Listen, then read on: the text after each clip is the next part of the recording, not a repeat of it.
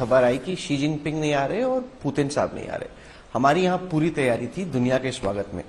आप इसको किस भाव से देखते हैं कि शी जिनपिंग जो कि ब्रिक्स के लिए साउथ अफ्रीका गए, उन्होंने ये ऐलान किया कि वो दिल्ली नहीं आएंगे? मैं इतना ही कहूंगा राहुल जी, भारत आज ग्लोबल साउथ की आवाज बनी है। ये न्यू वर्ल्ड ऑर्डर जो कोविड-19 पेंडेमिक के बाद आप दुनिया भर में देखोगे, भारत एक बड़ी शक्ति के रूप में उभर रहा है। ब्रिक्स में भारत की जो भूमिका रही वो दुनिया ने देखी, ब्रिक्स की एक्सपेंशन के समय देखी, और ग्लोबल साउथ की आवाज एक बार नहीं बार बार बनकर उभरे। और यहां ही नहीं, आप कोई ऐसा देख लीजिए, टर्की में अगर अर्थक्वेक आया तो फर्स्ट रिस्पॉन्डर के रूप में हम लोग गए, ऑपरेशन गंगा के माध्यम से यूक्रेन में हमने सब किया।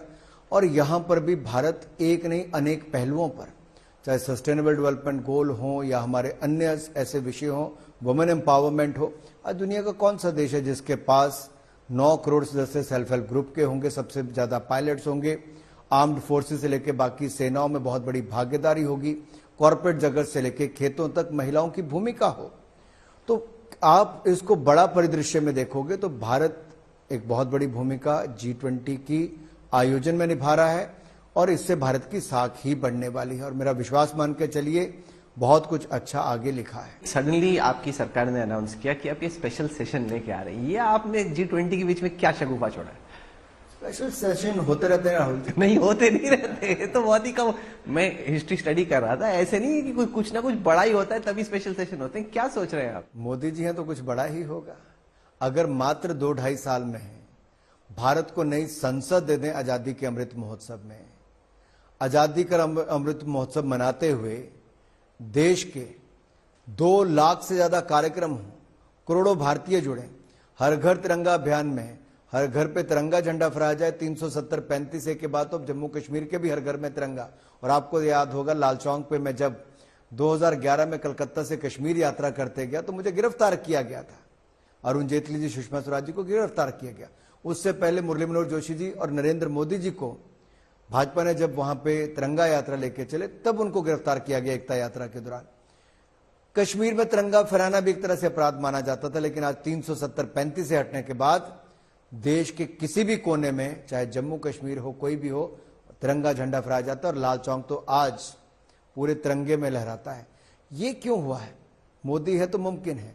आपने कहा बड़ी चीजें करते हैं।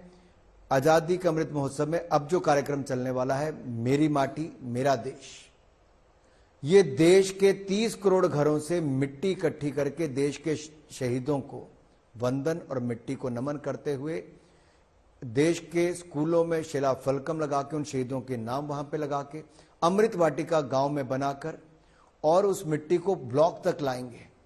ब्लॉक में कलश में डालेंगे, अमृत कलश में। यह अमृत कलश यात्रा गांव से ब्लॉक, ब्लॉक से राज्य में, और 7500 ब्लॉकों से 7500 से ज्यादा कलश और अर्बन लोकल बॉडी में से वो दिल्ली में आएंगे। और अक्टूबर के अंत में प्रधानमंत्री नरेंद्र मोदी जी कर्तव्य पथ पे अमृत काल से स्वर्णिम काल की इस यात्रा के लिए देश के नौजवानों को संबोधित भी करेंगे। और ये देश के 30 करोड़ घरों से आने वाली मिट्टी ये प्रण दिलाएगी देश के इंडिया गेट पे बनने वाले आजादी का अमृत महोत्सव मेमोरियल। जैसे प्रधानमंत्री मोदी जी ने किंग जॉर्ज पंचम की मूर्ति को हटाकर नेताजी सुभाष चंद्र बोस की मूर्ति लगाई, राजपथ को बदल के कर्तव्य पथ का निर्माण किया, वॉर मेमोरियल वहां पे बनाया, पुलिस मेमोरियल यहां पे बनाया, वैसे ही उसके पास में आजादी का अमृत महोत्सव की एक मेमोरियल बनेगा और देश के 30 करोड़ घरों से, हर गांव से आने वाली मिट्टी उसका हिस्सा बनेगी। ये आज तक कभी देश में नहीं हुआ, ये नरेंद्र मोदी जी कर रहे हैं। तो आप जब राजनीति की बात कर रहे थे, विशेष सत्र की बात कर रहे थे, तो अगर बड़ा भवन संसद का बना जो आने वाले कई शताब्दियों के लिए होगा, तो उसमें बहुत सारे बड़े काम हुए हैं। अंग्रेजों की मानसिकता वाले 1500 ज्यादा कानून भी हमने अभी खत्म किए। ऐसे बहुत सारे नए कानून बनाए जो आने वाले भारत और वर्तमान भारत के लिए है। तो मुझे लगता है सेशन में भी आप ऐसा कुछ देखोगे जो भविष्य के भारत के लिए बहुत बड़ी बात है। नहीं, पर सबसे बड़ा सवाल ये है कि क्या आप इलेक्शंस को एडवांस करने वाले हैं? क्यों राहुल जी, आप क्यों इतनी जल्दबाजी? अभी तो हमें इन अगले 6 महीनों में बहुत कुछ देना है देश को। हमारे बहुत सारे प्रोजेक्ट हैं। देखिए, जो कांग्रेस के समय के जो 40-50 सालों के प्रोजेक्ट रुके थे, हमने वो भी पूरे किए। जो मोदी जी ने अपने कालखंड में नींव पत्थर रखा, उन मोदी जी ने उनको भी पूरा किया। ऐसे कानून बनाए जो भविष्य के लिए भारत को और मजबूत कर सके, भारतीयों को, और ease of living, ease of doing business कर सके। तो हम ये अवसर क्यों छोड़े? हमारे पास विंटर सेशन भी है, हमारे पास इंटरिम सेशन जो आपका बजट सेशन होगा, हमारे पास वो भी अवसर है। हमारे पास देश को देने वाले बहुत सारे और बड़े प्रोजेक्ट हैं। अच्छा, तो बड़ी इंटरेस्टिंग और इंपॉर्टेंट बात आप बोल रहे हैं। आप इस बात को खारिज कर रहे हैं कि इलेक्शंस एडवांस नहीं किए जाएंगे, कि इलेक्शंस को एडवांस करने की कोई जरूरत नहीं है। देखिए, मीडिया ही क्यास लगाता है। मोदी जी गुजरात में मुख्यमंत्री रहे, यहां पे प्रधानमंत्री हुए, 2001 से लेकर 2024 आ जाएगा, 23 वर्षों में। क्या 23 घंटे भी उन्होंने पहले कभी चुनाव करवाया? ये आपको क्यास लगाने हैं, आप मीडिया में कुछ भी कह सकते हैं, लेकिन क्या सरकार ने ऐसा कुछ कहा है? अब ये मीडिया में सब बातें चलती हैं। हम तो एक एक पल, एक एक क्षण नरेंद्र मोदी जी की सरकार देश को कैसे आगे बढ़ाना है, देश के लिए कौन से नए कानून, कौन से नए निर्णय, कौन से नए कदम, कौन से नए प्रोजेक्ट लागू करवाने हैं, हम उसी दिशा में काम करते हैं। और G20 की सफल आयोजन के बाद हमें अगला क्या करना है, हम उस दिशा में आगे बढ़े। तो बड़ा अहम बात आपने बोली, क्योंकि वो इंडिया वाले जो थे मुंबई में, वो सब पैनिक कर रहे थे कि हो सकता है कि इलेक्शंस एडवांस हो जाएंगे। तो आप ये कह रहे हैं कि आपको एकदम जब तक लास्ट बॉल तक आप बैटिंग करेंगे, आपको इलेक्शन जल्दी कराने का कोई इंटरेस्ट नहीं। देखिए, घमंडिया गठबंधन को कुछ 5 स्टार होटलों का खाना और खाने दीजिए साहब। इनकी मीटिंगों में कुछ और तो हो नहीं रहा है। एक घमंडिया गठबंधन के नेता जो देश भर के वहां पर आते हैं, क्या करते हैं? राहुल जी को कोई मटन बनाना सिखाता है, कोई कहता है कि ये दूसरा नेता यहां पे कैसे आ गया। ये देखिए ना, इनके पास ना नेता है, ना नीति है, ना नीयत है। ये पहले भी उन्होंने महागठबंधन बनाया, तब भी कुछ नहीं हुआ, अब भी घमंडिया गठबंधन का कुछ नहीं। आपकी सरकार ने वन नेशन वन इलेक्शन के लिए पूर्व राष्ट्रपति रामनाथ कोविंद जी के अध्यक्षता में एक हाई पावर्ड कमेटी बनाई है। इस वक्त आप हमारे दर्शकों को क्या बता सकते हैं, वन नेशन वन इलेक्शन को लेकर आपकी सोच क्या है? राहुल जी, मैं आपसे पूछता हूं, आप तो बहुत सीनियर जर्नलिस्ट हैं, एडिटर हैं, मैनेजिंग एडिटर हैं, आप मुझे बताइए, आपका एक साल में कितने चुनाव कवर करते हैं? आप 5-6 हो जाते हैं। 5-6। आप कल्पना कीजिए, आपको सारे काम छोड़ के 6 चुनाव करने हो तो एक चुनाव में कम से कम 30 दिन चाहिए। तो अगर साल के भारत सरकार, राज्य की सरकारें मॉडल कोड ऑफ कंडक्ट में कितना समय बिताती हैं, नेता अपना समय जो नीति निर्माण में, प्रोग्राम्स की इंप्लीमेंटेशन में, देश को आगे बढ़ाने में, वो एक तो वो है। दूसरा, अगर चुनाव एक समय पर होते हैं तो क्या इससे खर्चा नहीं होगा? क्या टैक्स पेयर का पैसा नहीं बचेगा? क्या आपको बार बार इन सब चीजों से हटके देश के विकास के लिए ज्यादा समय नहीं लगा पाएंगे? आखिरकार विपक्ष घबराता किस बात से है? क्यों एक साथ चुनाव कराने से घबराते हैं? आखिरकार अभी चर्चा तो शुरू की है, उनके मन में क्या डर है वो आके इस कमेटी में बताएं। कांग्रेस के जो लोकसभा के नेता हैं उनको इसका सदस्य बनाएं। वो कह रहे हैं कि खड़गे जी को बनाओ, आपने अधीर रंजन चौधरी को क्यों बना दिया? खड़गे जी को देखिए, क्यों बनाया? लोकतंत्र में सीधी जनता से चुना हुआ कौन है? लोकसभा के लोअर हाउस के लोग हैं। अगर वहां पे कांग्रेस इतनी भी सीटें नहीं जीत पाती कि उनका विपक्ष का नेता बन पाए, हमने तो फिर भी तब भी कहा कि चलो सबसे बड़ा दल है, 40-46 सीटें इनकी आई हैं, तो तभी भी दे ही दो। बड़ा मन करके हमने रखा है, हम चाहते हैं कि उनकी भागीदारी हो। हमने G20 में भी देखिए राहुल जी, बड़ा मन करके सभी राज्यों में, यूनियन टेरिटरीज में लेकर गए, 200 मीटिंग्स हुई।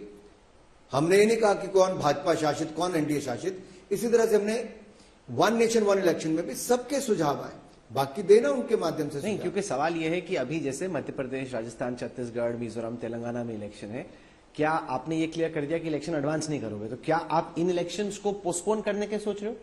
क्या हमने कहा है? मैं पूछ रहा हूँ, आपने तो कुछ नहीं कहा। जब हमने कहा है नहीं तो आप ऐसा क्यों सोच रहे हैं? आप कुछ तो सोचेंगे ना कि आप क्या सोच रहे हो। तो ये तो सोचने का और चर्चा करने का काम आपका। जब सरकार ने कहा नहीं, मैं तो वही पोजीशन ले सकता हूं जो आधिकारिक पोजीशन है।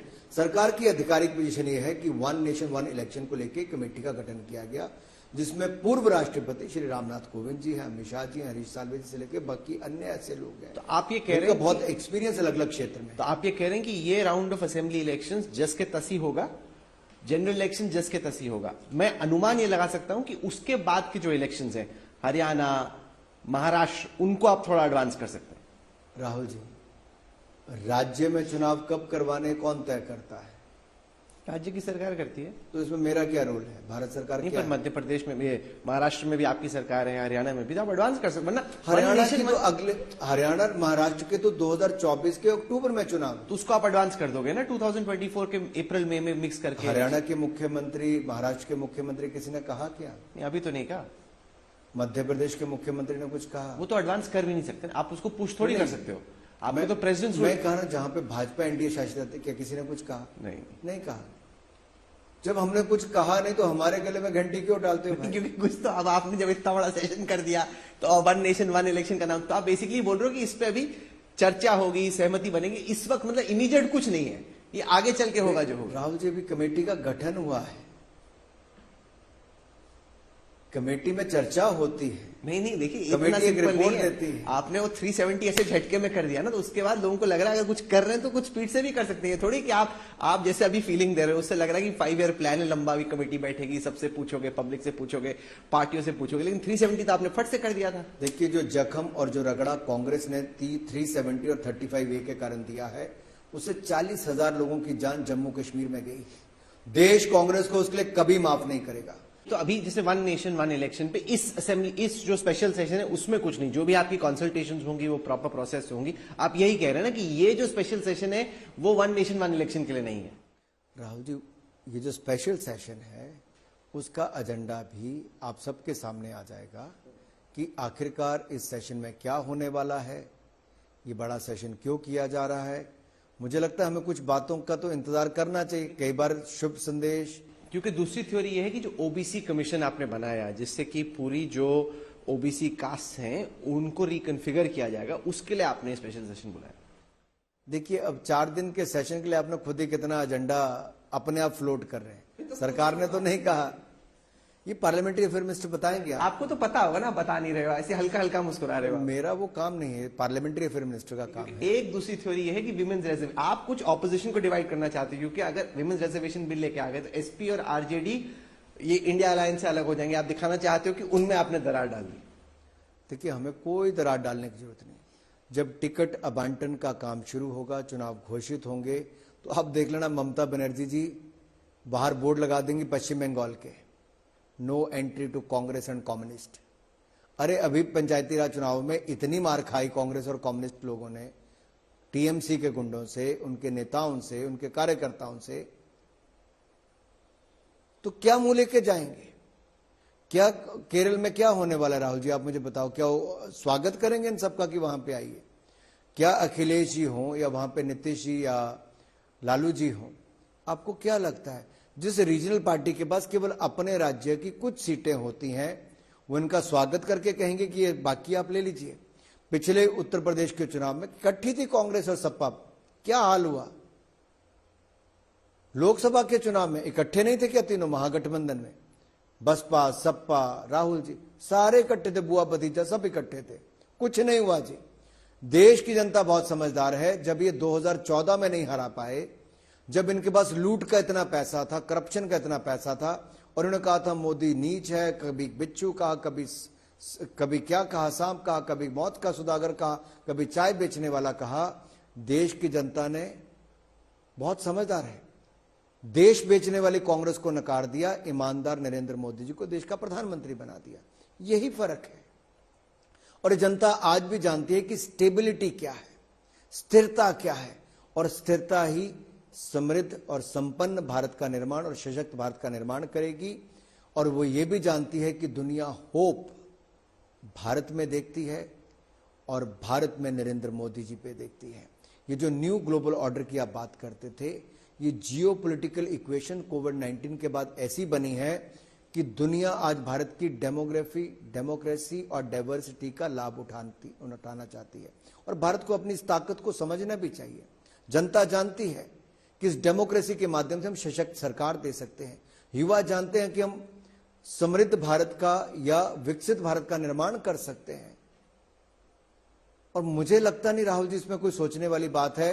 2024 बहुत स्पष्ट लिखा है, आएंगे तो मोदी ही, क्योंकि अगर खेल की फील्ड में तिरंगा लहराते हैं तो चंद्रयान मिशन के माध्यम से चांद पर भी तिरंगा लहराया जाता है।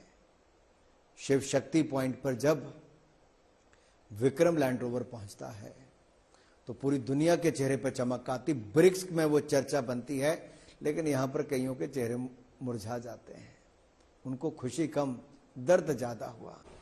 चलिए अनुराग जी, आपने हमें वक्त दिया, तमाम बातें बोली आपने, और सबसे अहम बात यह है कि जब G20 होगा तो दुनिया भारत का एक तरीके से जलवा भी देखेगा। हमारी बेस्ट विशेष आपके साथ हैं। बड़ा आयोजन है ये, न केवल सरकार के लिए बल्कि देश के लोगों के लिए। इतने सारे वर्ल्ड लीडर्स एक साथ एक जगह पर हमारे कैपिटल में हैं।